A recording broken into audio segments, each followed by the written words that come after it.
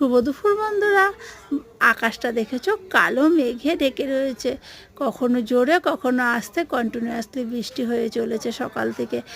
চলো কি রান্না করেছি তোমাদের সঙ্গে শেয়ার করে নিই। এই ছোটো হাঁড়িটায় রোজের জন্য নরম ভাত, আর বড়ো হাঁড়িতে আমাদের বড়দের জন্য আর জোজোর জন্য আজকে টুকটাক একটু ভাজা করেছি, কাঁকরুল ভাজা, আলু ভাজা, ডিম সিদ্ধ। তোমাদেরকে আগের পাটের ভিডিওতে দেখিয়েছিলাম আমার বরুণ ভাই দাঁতন থেকে অনেক সবজি এনেছে, এই মোচাটাও এনেছিল, তাই মোচাটা নিরামিষি করে ঘন্ট করেছি। আর জোজোর জন্য মুসুরির ডাল সিদ্ধ করেছি। আজকে ডিমের অমলেট করিনি, ডিমের পোচ করে তাতে পেঁয়াজ লঙ্কা দিয়ে আমি ঝাল মতন করেছি। আর এই রেসিপিটা খুব শিগগিরই তোমাদের সঙ্গে আমি শেয়ার করব। এটা একটা ঘরোয়া রেসিপি, আর করে খেলে খুব ভালো লাগবে।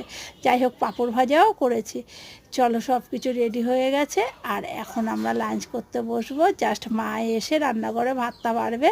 তোমাদের ভিডিওটা ভালো লাগলে লাইক শেয়ার কমেন্ট করতে কিন্তু একদম